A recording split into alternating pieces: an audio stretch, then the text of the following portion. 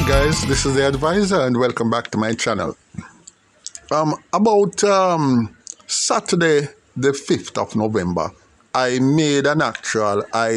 recorded and fixed a blog that I was going to put out, a video pertaining to some a news report that had been told to me by a friend of mine.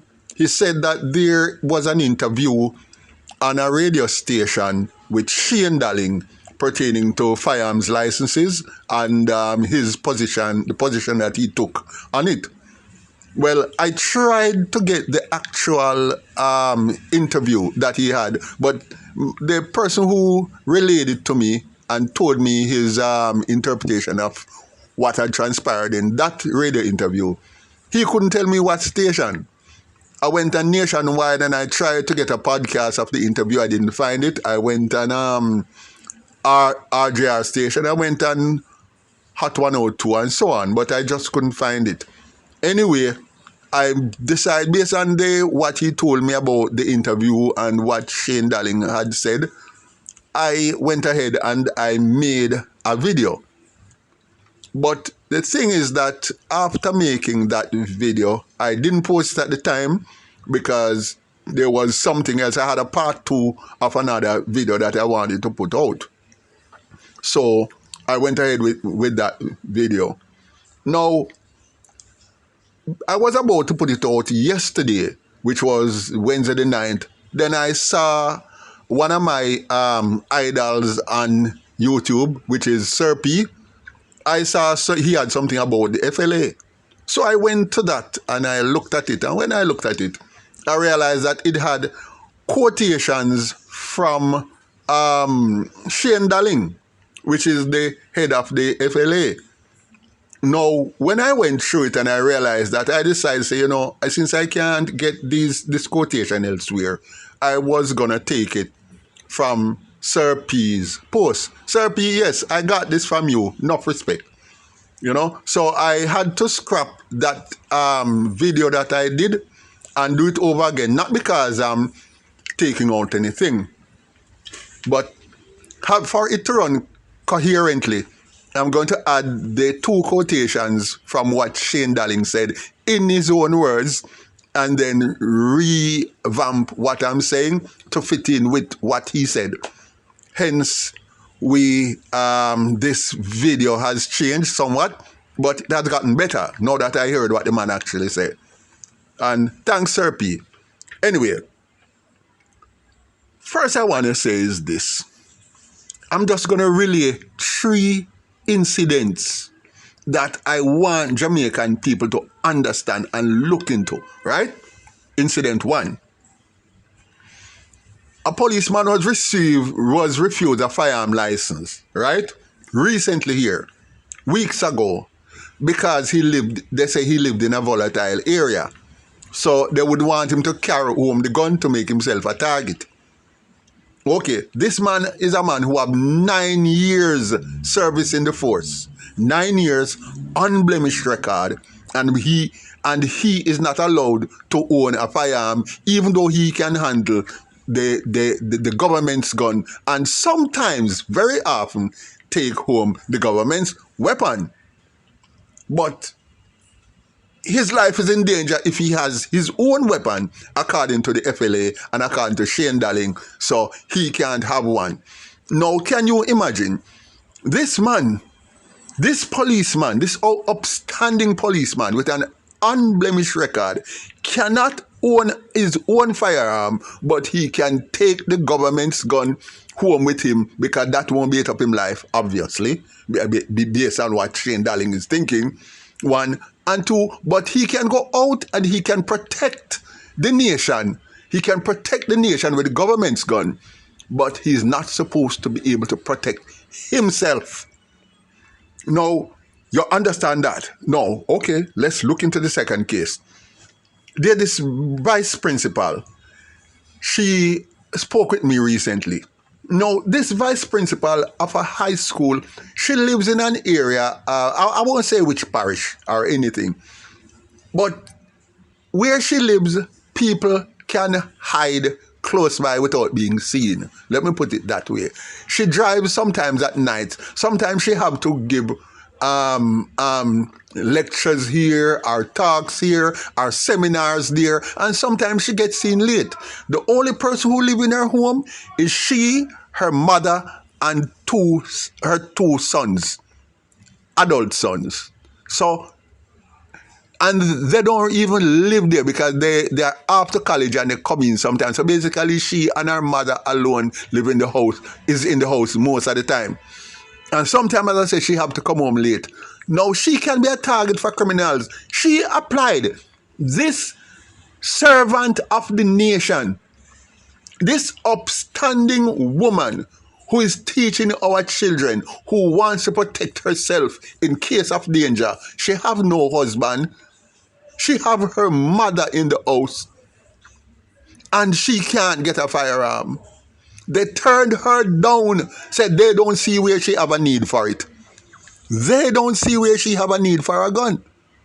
Now, can you imagine that? This vulnerable lady, anybody can kick off her door at any time. And they can stick her up and carry in her house and rob her and her mother and kill them. But according to Shane Dalling, she does not need a gun. They don't see no need for her to have one. Now, let's look at her third case. On the 10th of December, 2021, which is today when I'm recording this is the 10th of November. So, this is 11 months ago. Exactly 11 months ago. Gunmen shot and injured 3 persons, including a goat farmer on Marchpen Road in Spanish Town, St. Catherine. A lot of us will remember that incident. The incident came after the goats, the farmer, some, those little vermins in the area. They stole about nearly 40 of the man's goats. Because Christmas is coming, it's November, Christmas is coming, and they wanted to keep parties all over the place. Or they wanted the goats to sell to everybody who is keeping parties. So they go and just reap nearly 40 of the man's goats. Right? So the man find out where the goats are and him go to get them back, and he got back about 30 of the goats, of his nearly 40 goats. Well, the vermins, the gunmen in the area, they got up in their feelings. And what they do? They go back to the place and shoot the farmer and shoot 3 other people. Why? Because they dare to send police to go get back their own property, which is their goats. Can you believe that? No. Things like this. If this farmer, and I can tell you, I don't know farmer, no small farmer in Jamaica, no matter how predial larceny, no matter how they are being plagued by predial larcenist, they can never get a firearm. The government do not see why they should have a gun. But here's the sad thing. They are telling these farmers to report it to any case of predial larceny to them, the police, and then the police now would go and see if they can do any recovery or what.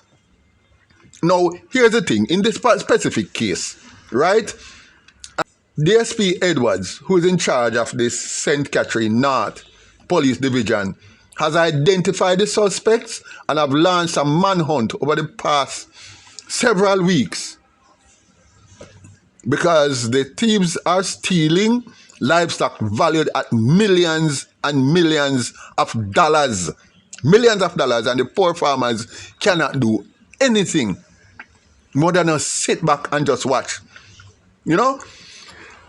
But the police still have to do a lot more, because the predial larceny unit in St. Catherine does not even have a working vehicle to respond to incidents of predial larceny. Imagine you have a predial larceny department at the division, and it doesn't even have a vehicle in all of St. Catherine North. And these people who could protect themselves and protect their property and protect their livestock, you're telling them when they apply for a license, they can't get it? Things is so bad that you know what policemen have been doing? And I have to highlight this. There are particular police stations in the corporate area. And I'm sorry, policemen, but I don't know if I'm doing you the good by highlighting this, but there are policemen who are sometimes not allowed to take their firearms home with them, and they live in certain volatile areas. And you know what they do? Between themselves and the mercy of God, they get an illegal weapon and they travel with it for their own safety. You know the reason why? They say, listen, me rather they find me with this gun and dismiss me from the force and send me to prison than a man come take my own when me I go home late at night. That is the level of desperation that genuine law-abiding policemen have reached.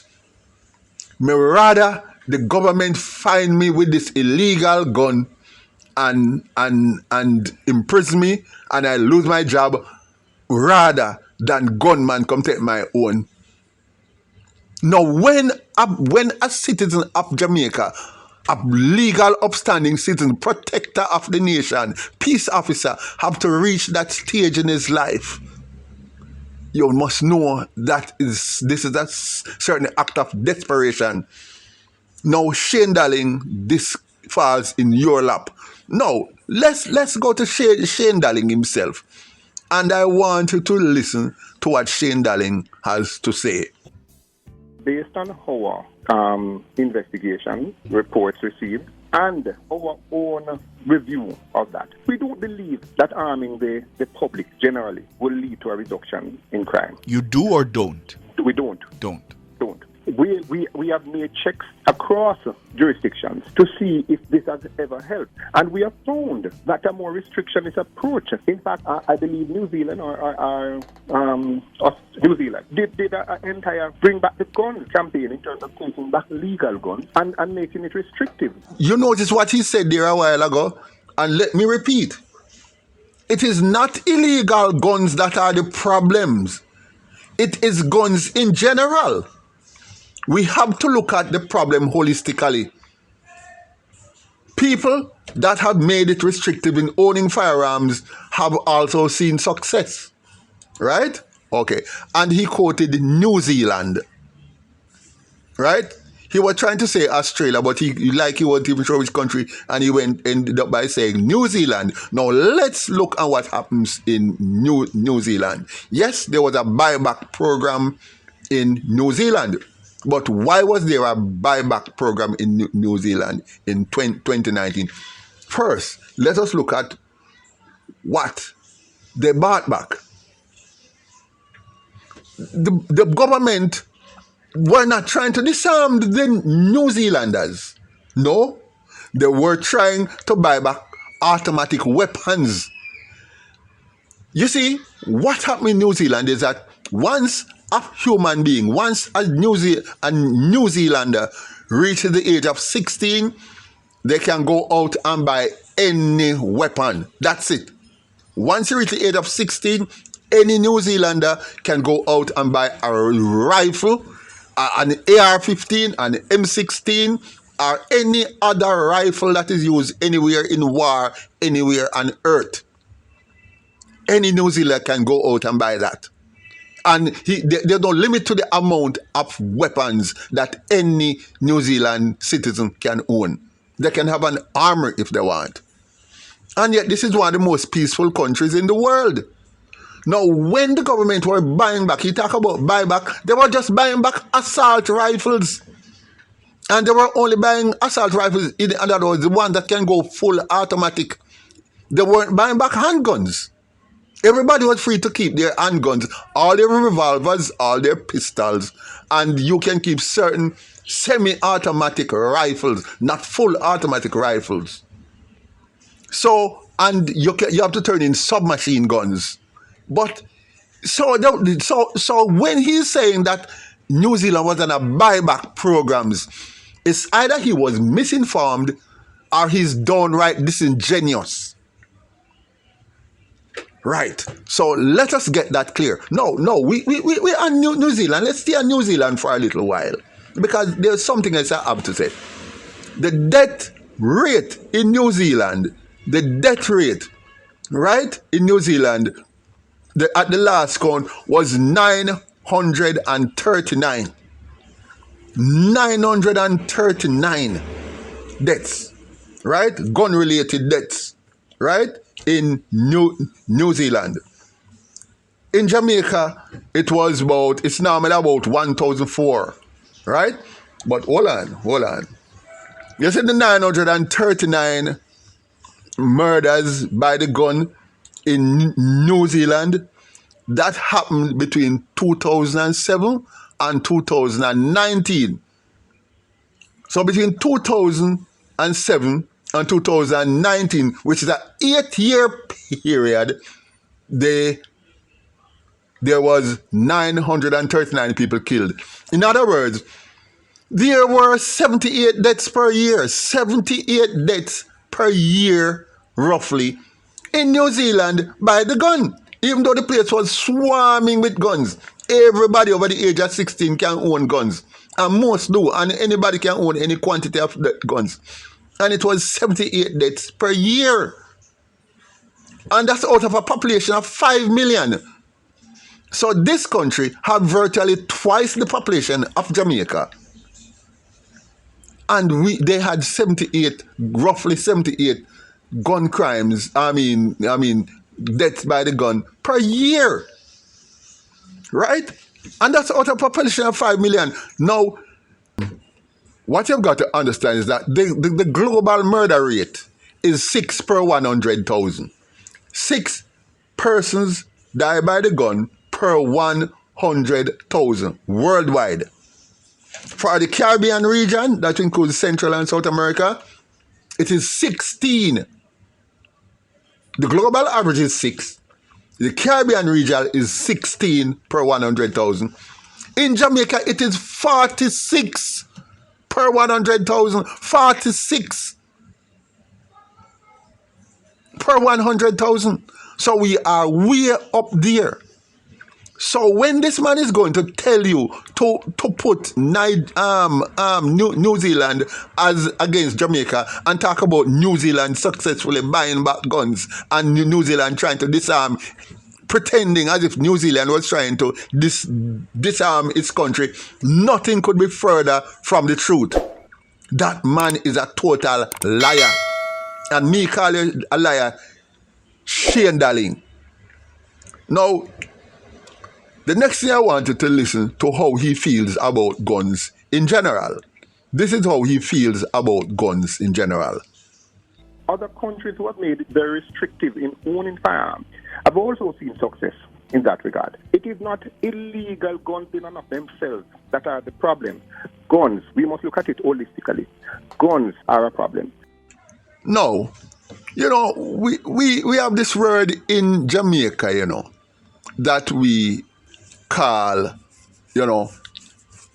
that we will call some people by a derogatory term that we use for the female genitalia. When a man is a coward, when a man is a total coward and useless, we normally use that term.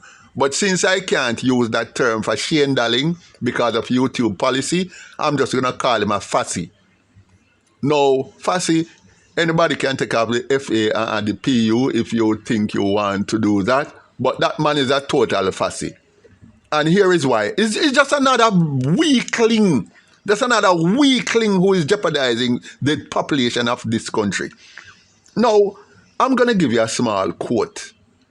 And this was said in about 1953 by Nikita Khrushchev, former president of the USSR, now Russia. He said, I have nothing against pacifists, because Shane Dalling is really a pacifist. He said, I have nothing against pacifists, or at least I won't have anything against them if and when we have created a world in which war is impossible. But as long as we have to keep our eyes open, lest the evil people gobble us up, then pacifism is a very dangerous sentiment. Yes, pacifism, as per Shane Dalling, is an extremely dangerous sentiment because he's setting us up to be killed. He's setting up this nation. But look at Shane Dalling. He doesn't want people to have guns. But guess what? Shane Dalling, I have heard that Shane Dalling owns at least 3 guns. I hear that he owns a semi-automatic pistol, and I hear that he owns at least one shotgun that is used, one shotgun that is used for maybe bird hunting or skeet shooting, you know? So maybe 3 he owns, maybe 2, maybe more. But the fact is that he is well protected and he doesn't really need a gun. I'm quite sure that Shane Dalling lives somewhere up in Aylsham, Billydon, Cherry Gardens, or some other place where that robberies are less likely to happen. That he won't be extorted or have gunmen staring him in the face every single day. And he is safe from harm because he lives in a gated community somewhere. Yet he has a firearm. Yet the little peasants down here not supposed to have it. None of the little peasants down here. It is on a whim. He on a whim can just tell you, you have dotted all the I's, you have crossed all the T's, you have fulfilled every requirement that should enable you to have a weapon, yet you're not going to get it. You're not going to get it because I don't see why you should need one or you should have the right to protect yourself. And I'm telling you that I hold the power over you and I say, go like a lamb to the slaughter. He said something else, He said something else that about roughly 41 guns go missing every year. And therefore, guns are falling into the hands of criminals. But I will say this. 41 guns go missing. And he quoted, first of all, he gave that and he's disingenuous again. Here is the reason why.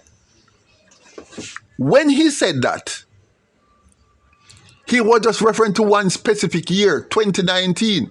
Because normally, to the best of my knowledge, and my sources tell me, it is somewhere around 20, in the region of 20 guns, or 20-something guns normally go missing per year. Right? But he is saying 41, and he quoted one specific year, which was 2019. But guess what happened in 2019? 19 of the guns that made up that 41 were stolen from one company, one security company in Montego Bay.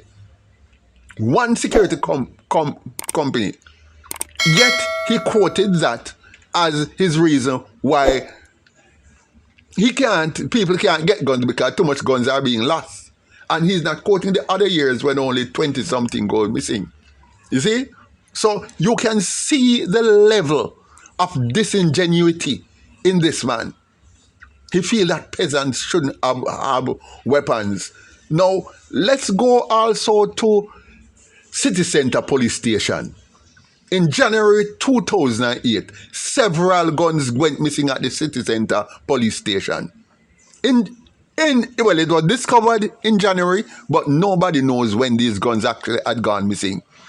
The reason why they had not been known, based on my sources, told me that in 2008, when those guns turned up missing, was reported missing, or discovered missing, it wasn't any of the new Glock pistols or any of the latest pistols. It was some of the older models. It was the Model 13 Smith & Wesson .38 special revolver, possibly 12-gauge shotguns, and M459 Smith & Wesson 9mm pistols. Because those were sort of mothballed and just put in storage where nobody wasn't noticing them, or because they weren't being used. But it wasn't any of the latest weapon that had gone. Nobody knows how many. Some say it was about 4. Some put it as much as 8 weapons. At the time when that happened, Hardly Lewin was Commissioner of Police. And he ordered a probe And nobody could tell him how much guns were supposed to be at City Center Police Station. As a matter of fact, it was so bad that he decided to do an audit for the entire amount of weapons inside the JCF. Now, what would Shane Dalling say? Since guns are missing from stations, we should now ban the police from carrying guns? Now, the same principle should apply. Now, I am saying all of this, that we are being ruled by a set of oligarchs, by a set of people who feel that they are our superior and that they alone should be able to defend themselves, and they have the right, the power to decide why you should never be able to defend yourself, because you don't need it, and they are the ones who decide who need it from who don't need it. But hold on, another thing. You know, this could be a money-making thing. Here is the reason why it could be a money-making thing. If they turned you down for that firearm license on a whim, just because they just don't feel say you forget it, like how Shane Dalling don't feel say nobody should have guns in the first place. If they turn you down, you can ask for your citation to be reviewed.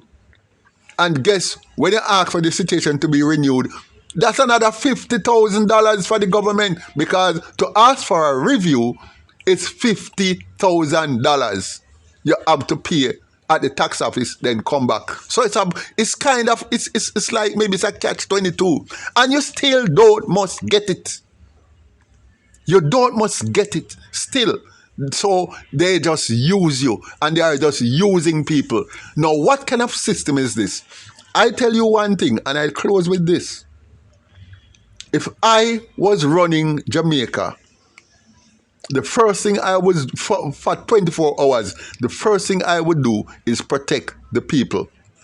And you know how I would protect the people? I would do a system reset.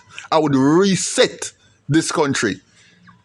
And how I would reset this country to set it on its correct path? First thing I would do, all the fatty would be bundled up. And what I would do to them would read like what had happened on the beach of Monrovia in 1979. Thank you for listening, guys. Like, share, leave a comment below, and I look forward to seeing you again in my next video. Thank you.